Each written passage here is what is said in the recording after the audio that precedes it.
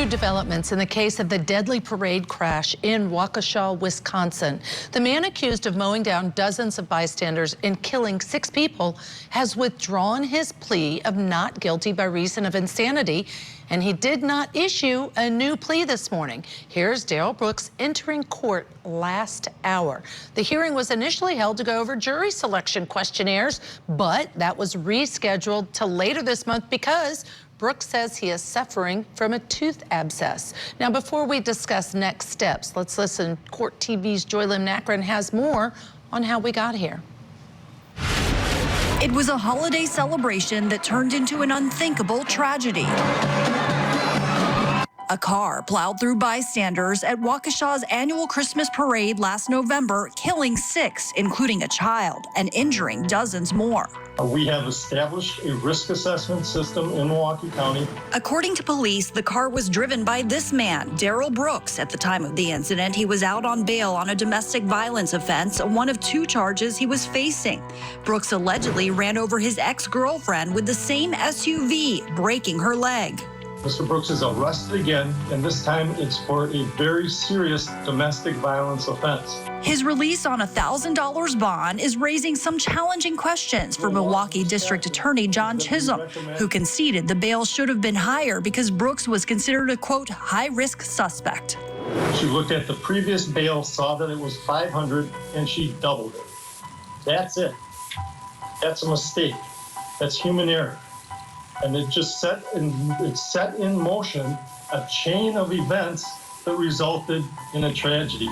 It's a tragedy that still has the community reeling and trying to heal. Faith in you. The city recently distributed blue light bulbs in a gesture of solidarity. City leaders started the Blue Light campaign to show support for the injured and those still grieving.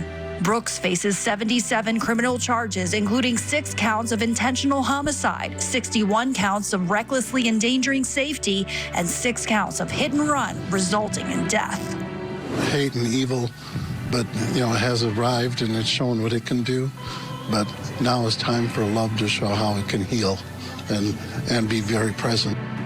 Still with us, criminal defense attorney Mitra Ahurian and former criminal defense attorney Kirk Nurmi.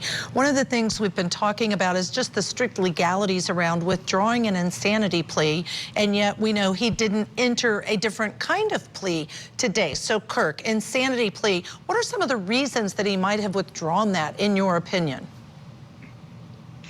It's hard to say. And did he make this on his own? I mean, was this a withdrawal that defense counsel did, or did he just start yelling it in the courtroom when we have outbursts like this? So it's hard to make of it, especially considering that it wasn't replaced by another plea. So, when we have a chaotic scene like this, it's hard to say what's going to happen, but it's just going to shake out in the days to come. It will shake out in the days to come. I do want to clarify, though. So the outburst was actually the previous time he was in court. And then today he was behaved very appropriately, came into court, very short hearing, didn't feel well because of his tooth. But he did not, and today is the day that he withdrew his plea of insanity. Mitra, is it unusual in your experience that he did not enter an alternative plea today when that happened? I'll be honest, I haven't seen that, but withdrawing an insanity plea does not mean that you're still that you're admitting to the crime. It's not a guilty plea, and there may be other reasons for a not guilty plea. So perhaps the not guilty plea still stands. The reason of insanity might just be the thing that was taken off the table in terms of the plea he entered. But I think there's other things going on here with the defendant. So, to already have to remove him at the last appearance, I think that there might be some other things happening that might be resulting in things not going the way they usually do.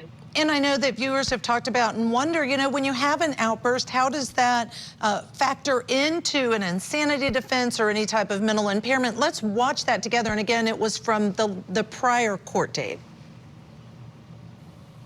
You got something to say too?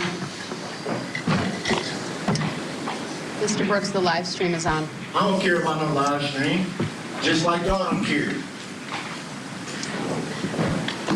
All this political, this the show. Y'all getting told what to do. Mr. Brooks. Getting paid what to do. Mr. Brooks, look at me for a minute. Mr. Brooks. Mr. Brooks, sit look up at here and act like you know me. People like you don't, y'all Mr. you don't Brooks. know nothing about where I come from. Mr. Brooks. You push me, dog. Don't push back then. Mr. Brooks. Don't push back. Push me again. Mr. Brooks, we have to continue with this hearing. Want to talk to the judge or not? No, I'm worried about, man, don't put your hand on me, dude. Nobody put their hands on you. Yeah, they better not put their hand on me. Okay, Mr. Brooks, you need to look at me for a minute, okay? Why? To listen to all this political stuff y'all got going on? Mr. Brooks, I'm more concerned about... Don't touch me, dog. Stay seated. All right, we're going to take a break and we're going to come back after lunch. I'm not going to do this with him right now. He needs to be here. He's not cooperating. I'm going to give you the warning, Mr. I will give you the warning that if you continue to interrupt when we go back on the record, you will forfeit your right to be in the courtroom today. I can't have these interruptions. I want you here. It's been a long day and a half. Put your hands off me. We'll come back at 12:30. Just told you to get off me.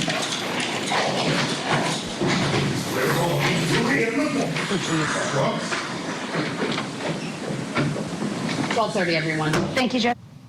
That was last month. This month, we know he appeared differently. He didn't have any outbursts, and he withdrew his plea. He has legal counsel advising him what to do. What's next? Because I was saying sometimes in my courtroom, it was logistics. It would be on the calendar for one thing. Something would happen, and that would trigger, well, we have to deal with that. Let's set another hearing for that. Could that happen in order for him to enter a plea, or do you expect now we're going to move forward with a trial date if it's not a guilty, Kirk? Yeah, I mean, I expect the court will move forward with the trial date. I mean, ultimately, they're going to have to do that. The court cannot just succumb to the whims or the outbursts of Mr. Brooks. They're going to set the court date. They're going to go through the procedure. We've seen the judge in her response to him stand firm to that, and he always has the right to, withdraw himself from the proceedings, not show up. I've had clients have outbursts like that before, and the process just rolls on. And, I think we've all seen the video. It was really horrific because it plowed through and killed 6 people. I mean, it's an unthinkable, doesn't make sense in a vehicle. And so when you put that in context with it, if the prosecution goes forward, and if he doesn't enter any kind of plea that's agreeable, and the prosecution goes forward to trial on October 3rd, which is when it's scheduled, this kind of evidence, I think, is pretty strong evidence, Mitra. Yeah, it's certainly powerful. Anytime we have a visual like that, and of course we have people who've died, including an 8-year-old child, and hundreds and hundreds of witnesses, and this impacted the entire community. So anytime you have video evidence, and then this outburst, which of course is sort of consistent with somebody who does not respect the laws, and does not respect the judge, and does not respect the proceedings. You also have, now he's saying that his attorneys are now saying that he didn't that he couldn't get out because of the barricade. So it'll be interesting to see if any of the footage reflects that. And a great point is presumed innocent. We don't know what the defense is going to argue. Mitra, Kirk, thank you so much for joining us today. Always a pleasure to have you on.